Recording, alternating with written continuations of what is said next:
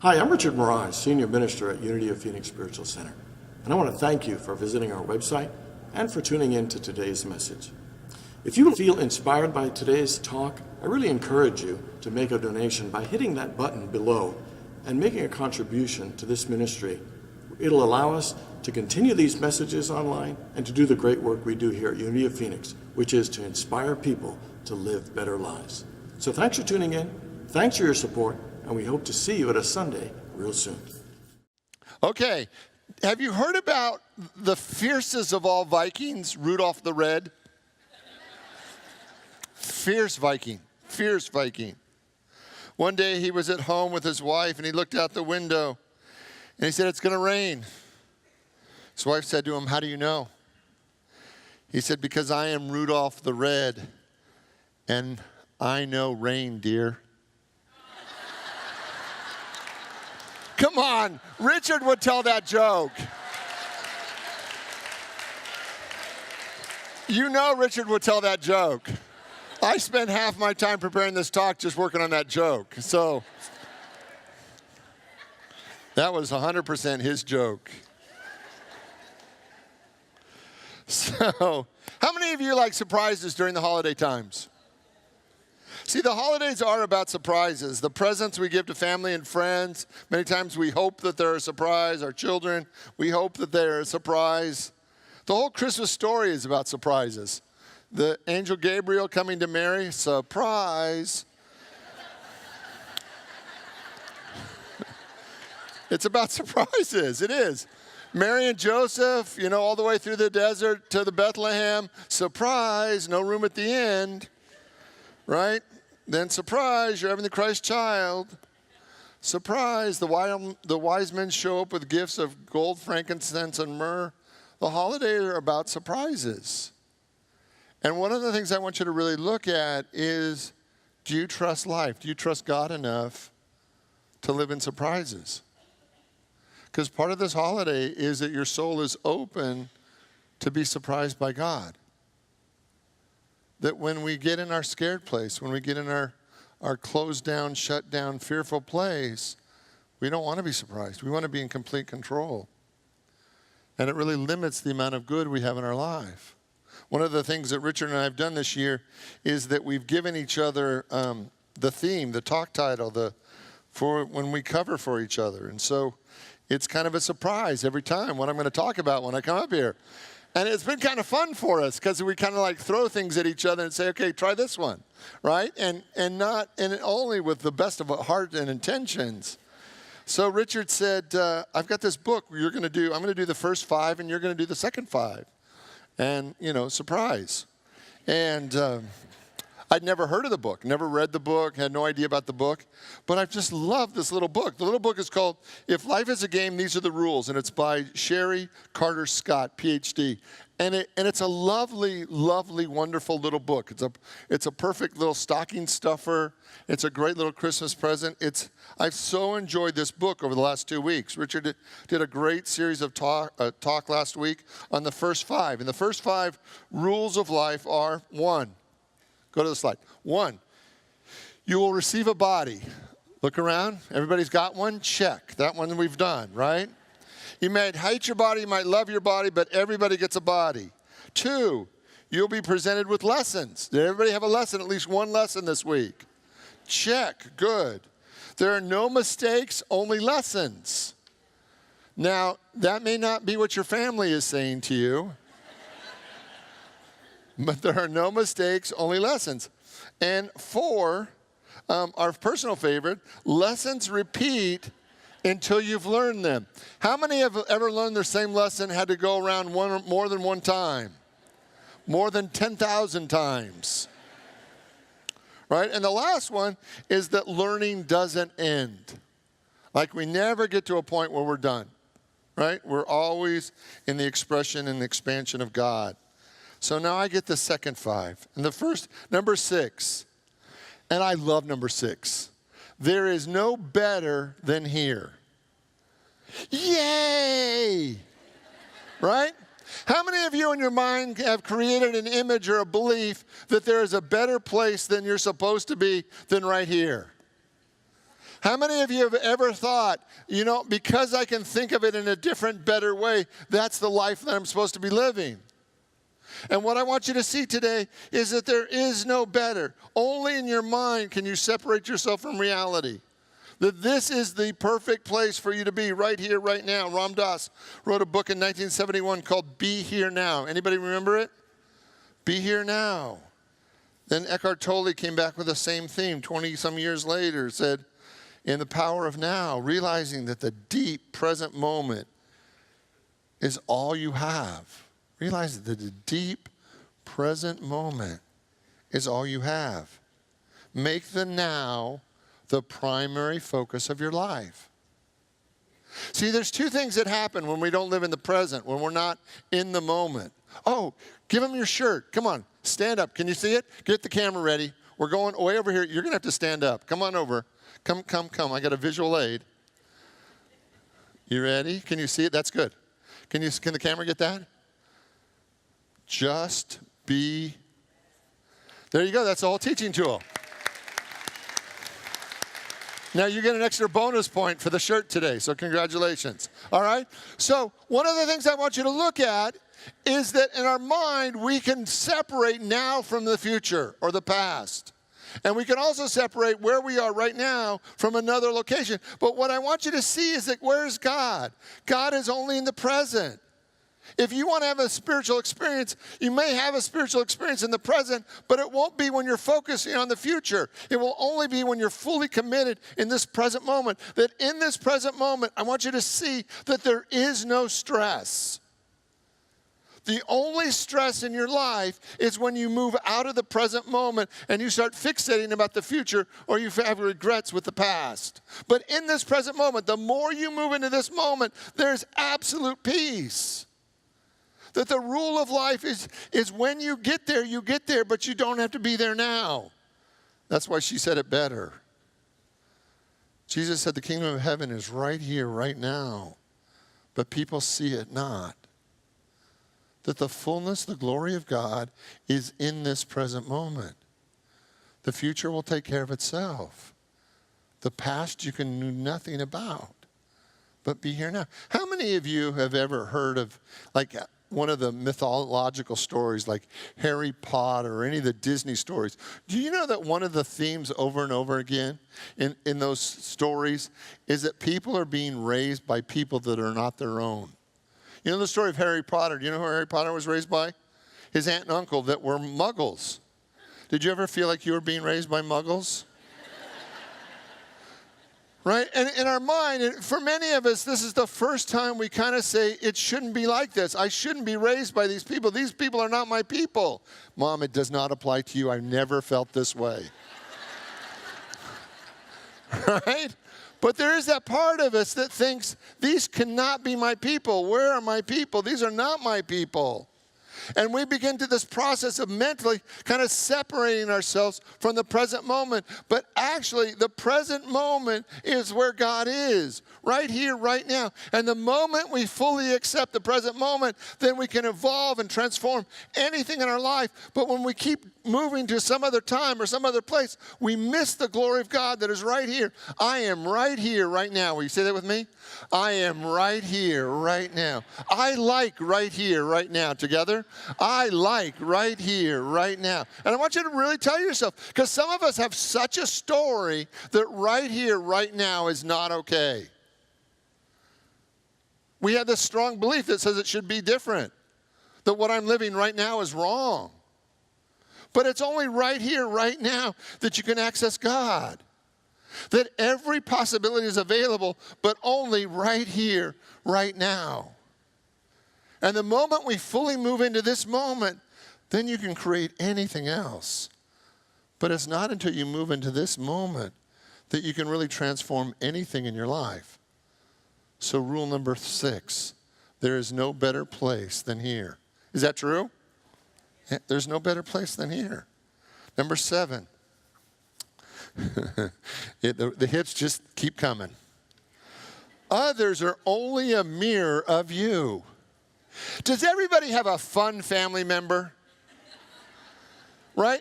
Does everybody have at least one family member that you just want to judge the heck out of? right? And what I want you to see, right, is that we have this belief that if everybody's a mirror to us, then we look at the things in our life and we judge ourselves for it. But what would happen if you looked at all the people that you think are amazing in your life and realized they're a mirror for you?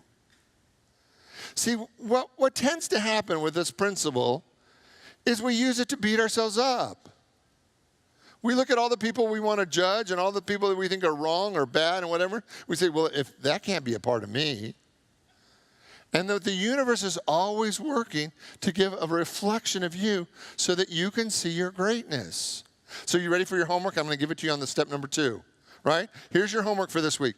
I want you to find 5 people a day that in their greatness you're willing to see yourself. Does that make sense? So I want you to see somebody that's gorgeous, somebody that's intelligent, somebody that's beautiful, somebody that's prosperous. And I want you to say, if I can see that in you, it's got to be in me. Because what we usually do is the other way around. We see people that are troubled or whatever, and we think, well, that's just a reflection of just how messed up I am. Like, do you need help feeling messed up? Most of us don't. We can do that perfectly good all by ourselves, right? What we can really use this holiday for is I want you to see greatness all around you. And when you see that greatness around you, when you see that beauty, when you see that abundance, when you see that brilliance around you, I want you to say, that's in me too. And if that person can live that level of greatness, then I can live that level of greatness. If that person can claim that level of goodness for their life, I can claim that level of goodness in my life. And I want you to see that everyone around you is inspiring you to claim more and more the power of God, the beauty of God, the wisdom of God that's within you, that we don't need each other to take ourselves down anymore. The idea that you're broken, that is an old concept. If you're truly created in the image and likeness of God, we need to be seeing the reflections all around us as an inspiration to take all of ourselves higher. That we were each and every one of us born to express all that God is. So your homework is I want you to go after claiming the highest and best that you are by seeing that reflection in all the greatness around you. There is greatness around you. But when we're constantly judging people and putting them down and minimizing the people around us, because that's what we're doing to ourselves. If we're looking for the negativity, we're going to find it. If we're looking for the problem, we are absolutely going to find people with problems because we're focused on that in ourselves. I want you to focus on your greatness. I want you to focus on your power. I want you to focus on your beauty. And I want you to see the people around you over and over again that are demonstrating that to you and claim that. If that person can live that level of greatness, then I can live it. So I want 5 people every day that are calling you higher. 5 people every day that you have to say, if I can see that in them, that's got to be in me. 5 people every day that cause you to be more of who God created you to be. Over and over again, I want you to see the mirrors that reflect the light, not the darkness. Right? Because a mirror will reflect either. We have to decide if we're going to be focused on the light or the darkness. And every time we focus on the light, every time we focus on God, we come away feeling better about ourselves. We come away with a more accurate view of ourselves. So number 7. Others are only a mirror of who you are. 8. Oh, I love this one. Number 8 says, what you make of your life is 100%, well, I paraphrased a bit. What you make of your life is 100% up to you. Is that true? So there are 2 underlying principles in this one. First, that life is infinite. Is that true? And the second one is that you have complete free will. That you get to do anything you want with life. That you are given carte blanche, that you can create more and more of the same, you can create more and more of what you know, but at any moment you can decide, because you have free will and you live in an infinite universe, that you get to create anything you want. Henry Ford said it this way: there is not a person anywhere who isn't capable of doing more than he thinks he can. Is that true? Yes. Helen Keller said, life is a daring adventure and nothing at all. The Buddha said, learn to let go is the key to happiness. Over and over again, what I want you to see with this one is that we can continue to create the past. You can continue to create your family story. You can continue to do the same things that you've always done, but in an infinite universe, why would you choose that? If you have complete free will, what would your heart's desire be? Can you imagine creating a life that unleashes the infinite goodness of God into every area of your life simply because you desire it? Like, if you really knew the glory of God that you were created to express, how many things would you settle for that you're settling for right now that would no longer make sense to you? If you really knew that you were God's Spirit expressing, how much of the pain and limitations and fear and hatred would we continue to have as a world? We have an unlimited future. There's no limit to what you can do with life. Now, is it ever scary? Yes. That just means you're awake. That you get to create anything. Number 9. And this is the fun one. All answers lie inside of you. Have you ever wanted somebody to come and save you? Have you ever wanted somebody just to ride up on a white horse and just scoop you up and take you out of your crummy little life and say, I've got all the answers? Have you ever wanted to find a guru that just knew exactly what you needed to do over and over again so you never had to be responsible for your life? Nobody? Like, there is such a desire that we have such a fear of being responsible for our lives, right? That we want somebody else to save us. But the whole point of life is that it's always been within you. That over and over, whatever the answer, whatever the need, whatever the challenge, whatever the problem, the answer is within you. That you are the source, that there's infinite wisdom within you. And there's 3 things that really unleash that power. And the first one is trust. You have to trust that God is within you. You have to trust there's actually infinite wisdom within you. Because if you don't trust yourself, right? If you don't trust the wisdom that was within you, there's no way out of any issue. Because if you don't believe in you, there's no hope. Because then you have to find somebody else to save you. It's got to be within you. The power, the wisdom, the love is got to be within you. But we have to actually trust that. I am wiser than I know. Will you say that with me? I am wiser than I know. Oh, much bigger. Come on. I am wiser than I know. One more time. I am wiser than I know. Because the power is within us, that we are wiser than we know. Gotera said it this way. As soon as you trust yourself, you will know how to live. Is that true? As soon as you trust yourself, you will know how to live. Jane Austen said, we have all the better guides within us. If we would attend to it, if we would pay attention to it, more than all the other persons combined. And Ralph Waldo Emerson said it this way, trust thyself. Every heart vibrates from the iron string within. So over and over again, what I want you to see is to the degree that you trust yourself is your path out of any difficulty. Is that true? And to the degree that you trust yourself and listen to your own wisdom, listen to the Spirit of God within you, is the way out. Now, so the first one is trust. The second one is you got to listen. You got to listen to yourself. You got to listen to your own soul. You got to listen to your own heart. You got to listen to the voice of God within you. And just like we have physical senses, we have spiritual senses. So there are 4 main spiritual senses. The first one is feeling. The feeling is the way most people get divine in guidance and direction. And they just feel it. They feel it within themselves. How many of you know you're a feeler? Great. The other way that most people get divine guidance is knowing, that we have just a pure sense of knowing. We just know what to do and how to do it. We know. How many of you know that you're a knower? Then the other 2 ways are seeing, that some people actually get visions. They can see with spiritual eyes what's next and when they're being guided. How many of you know that you're a seer? right? And how many, and this is probably the least number, how many of you hear things? I mean, not that way. Right?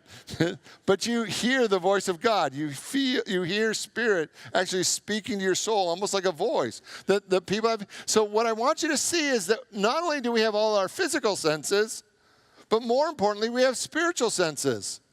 But we actually have to pay attention to them. That if we don't use our spiritual senses, then we're not being fully guided. We're not unleashing the wisdom that's within us. So we have to trust it. We have to listen. And then we have to put it into action. The divine guidance doesn't help us if we don't act upon it. That we don't learn to expand our faith if we're not putting action into a process that we can actually see if it works. That over and over again, what I want you to do is trust the voice of God within you, listen, and then act upon it. And see if it works. Can you imagine that if over and over and over again it works, that your faith will actually expand? Your willingness to trust God will actually expand. But if you're listening, if you're actually listening, but you don't trust it and you don't do it, there's no expansion of faith. You just go through the same activities over and over again, and you feel more and more disconnected from yourself. You feel more and more disconnected from life. You feel more and more disconnected from God. But if you listen and you trust and you do, you just say, wow, over and over again, my guidance works. That whatever you desire, whatever you want, all the answers are within. Number 10, the last one. You will forget all of this at birth. Is it true? It is. It's true. And that will actually be raised by people who forgot it. Right? So we live in a culture where we've forgotten our spiritual truth. Now, to make that even more interesting, we have this belief that we are growing spiritually. Is that true? I'd like to say, and those of you that were at the first service, I'd like to say no. That you actually aren't growing spiritually. That the moment God created you, you were done. Now, we're awakening spiritually. We're awakening to the truth. We're awakening to who we are, but we're not growing it. Your ego cannot fix your spirit. True? It would be a weird thing if God only got you 3/4 of the way and you were supposed to finish the job. Like God says, I tried to create you in my image, but I can only get 3/4 of the way there. Your ego's going to have to finish the project. No, from the moment you were created whole and complete and lacking in nothing. Our job then is to awaken to the truth of who we are and to stay awake, to remember who we are. Because the moment we awaken to the truth, there is an incredible power because we see with new eyes. Paul said, now I look in the mirror dimly, but one day I will be able to see face to face. That there's a power when we awaken to our spiritual truth that actually sets us free. Over and over again, we are here to awaken to the glory of God that's within us. We're not here to add it. It would be weird. Oh, excuse me, can I borrow a cup of the glory of God? I have a missing piece. There is nothing missing. There is nothing broken. We are just awakening to the truth. We are letting go of the illusion and the pain and the fear of believing that we were less than. You were created in the image and likeness of God. You are whole and complete in every way. You are fully baked. You're done. You're whole. And now the only job is to realize it. To awaken to the truth. And you're going to forget 1,000,000 times. But on the 1,000,001 time, when you awaken and decide that it's easier just to stay awake, that you don't need to go back to sleep anymore, you don't need to go unconscious anymore, you don't need to be disempowered anymore, at that moment there is liberation, there is freedom. For you are a fully awake man or woman of God, and your life is transformed from the inside out. I believe that each one of these 10 rules, each one of these 10 principles is actually true. But it doesn't help if they're true if we don't live them, if we can't stay awake. So what if this Christmas season, your only job is to let go of the illusion that you're broken and hold to the truth that you're baked, you're done, you're fabulous? Would you be willing to give up all the broken images of yourself so that you could see yourself created in the image and likeness of God? You ready? Let's pray. And I invite you to open your mind, your heart, your soul to the activity of God that is right here, right now. Holy Spirit, we choose to stay awake.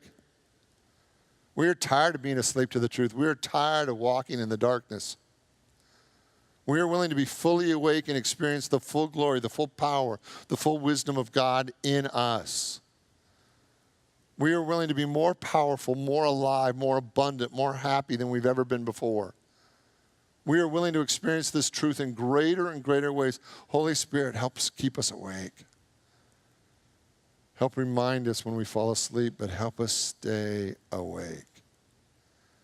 In the name and through the power of the living Christ, we give thanks. And so it is. Amen. God bless you all. Have a great Christmas season.